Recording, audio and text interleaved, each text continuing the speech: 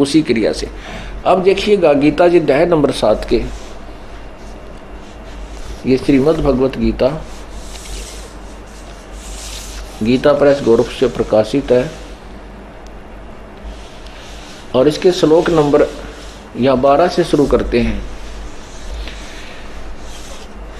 और भी जो सतगुण से उत्पन्न होने वाले भाव हैं, जो रजगुण से तथा तमगुण से होने वाले भाव हैं, उन सब को तू मुझसे ही होने वाले ऐसा जान, परंतु वास्तव में उनमें मैं और वे मुझ में नहीं है। अब आपने शिवपुराण में पढ़ लिया रुद्र संहिता के अध्याय नंबर 9 में प्रश्न नंबर 110 के ऊपर कि लेखक कहता है, वक्ता बता रहा है कि रजगुण ब्रह्मा विष्णु महेश, इनमें ब्रह्मा विष्णु और रुद्र, इस काल के पुत्र तमोगुण को रुद्र भी कहते हैं। ये अन्य रुद्रों से भी श्रेष्ठ एक नंबर का रुद्र है। और कहते हैं इन तीनों में तो गुण है, परंतु वो शिव जो है वो काल, वो क्योंकि वो अपने वास्तविक रूप में नहीं आता, वो कभी विष्णु जी के रूप में आता है, कभी ब्रह्मा जी का रूप कर देता है, कभी शिव का रूप कर लेता है।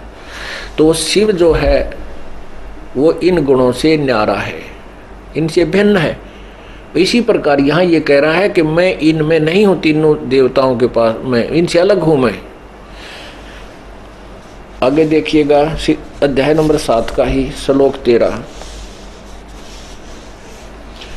इसमें कहा है कि गुणों के कार्य रूप सात्विक राजस और तामस, इन 3 प्रकार के भावों से यह सारा संसार प्राणी समुदाय मोहित हो रहा है। इसलिए इन तीनों गुणों से परे मुझ अविनाशी को नहीं जानता।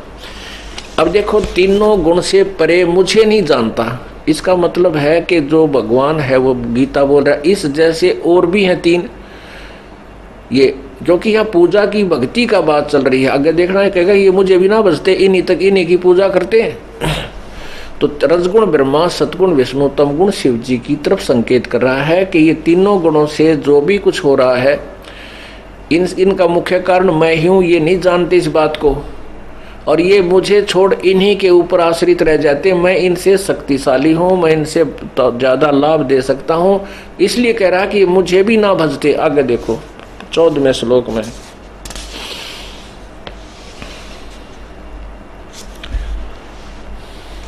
हाँ 13वें श्लोक में आपने पढ़ा कि गुणों के कार्य रूप सात्विक राजस और तामस, तीनों प्रकार के भावों से सारा संसार प्राणी समुदाय मोहित हो रहा है। इन तीनों गुणों से परे मुझ अविनाशी को नहीं जानते।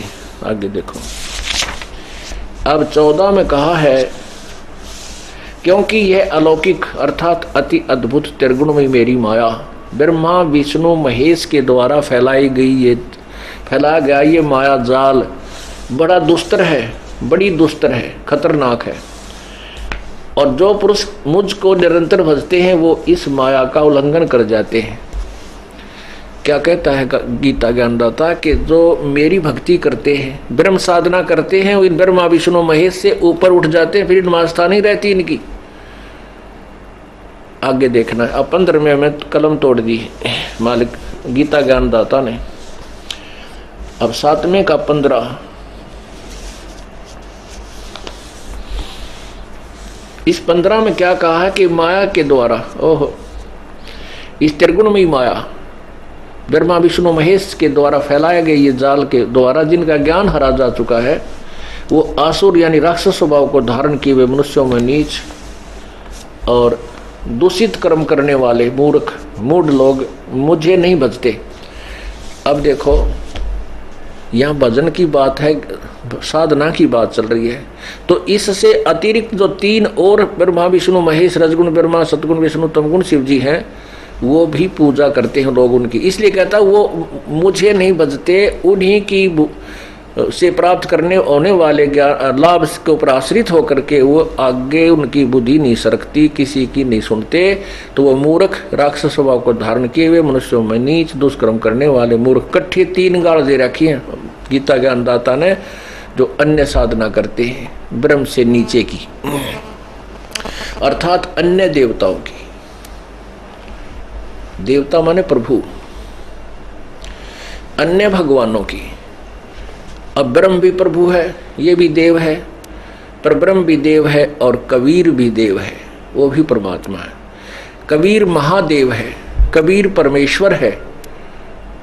अब क्योंकि ये भी देव है इसलिए महादेव शब्द लगाना पड़ा, ये भी मालिक हैं इसलिए ईश्वर और परमेश्वर शब्द वो सुप्रीम पावर के लिए प्रयोग किया जाता है। ये परमेश्वर नहीं है। तो अब क्या ये दास जो समझाना चाहता है आप जी को कि अब ब्रह्म के कह रहा है कि तीनों गुणों के द्वारा जो इन्हीं की साधना करते हैं वो राक्षस स्वभाव को धारण किए हुए मनुष्यों में नीच दुष्कर्म करने वाले मूर्ख मुझे ना भजते। अब फिर कहता है मेरे भजने वाले भी 4 प्रकार के हैं। जो ब्रह्म साधना करते हैं वो 4 प्रकार के हैं। जो अन्य देवताओं की पूजा ना करके केवल वेदों ब्रह्म तक की साधना पर आश्रित हैं, उनके विषय में बताया है कि वो 4 प्रकार के हैं। एक आरत, अर्थार्थी और जिज्ञासु और ज्ञानी। गीता जी अध्याय नंबर 7 के मंत्र 16 से और 16-17 में। अब जैसे आरत कौन होते हैं? जो संकट निवारण के लिए केवल वेदों के ही मंत्रों का अनुष्ठान करते हैं। वो कोई और किसी प्रकार का कोई तंत्र मंत्र कोई अन्य बुक से नहीं लेते अनुष्ठान में। वो अपने संकट निवारण के लिए भी वेदों के मंत्रों का ही बार बार आवर्ती या कोई अनुष्ठान करते हैं। और अर्थार्थी जो धन लाभ लेने के लिए वो वेदों के ही मंत्रों से करते हैं।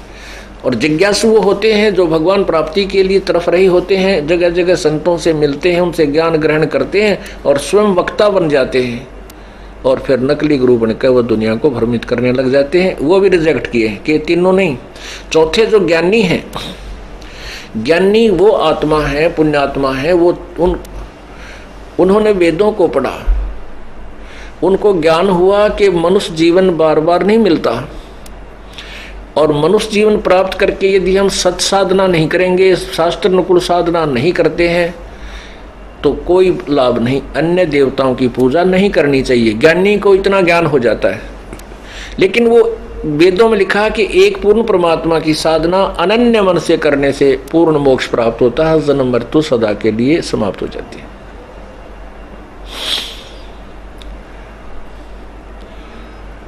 तो उसमें उनको ये ज्ञान हो जाता है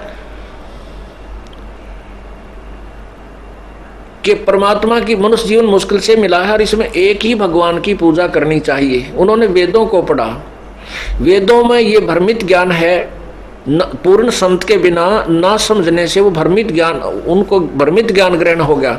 वेदों में ज्ञान क्लियर है, स्पष्ट है, लेकिन पूर्ण संत तत्वदर्शी संत के बिना। हमारा वीडियो आपको पसंद आया तो लाइक करें, कमेंट करें, शेयर करें। गुरु रियल गॉड यूट्यूब चैनल को सब्सक्राइब अवश्य करें।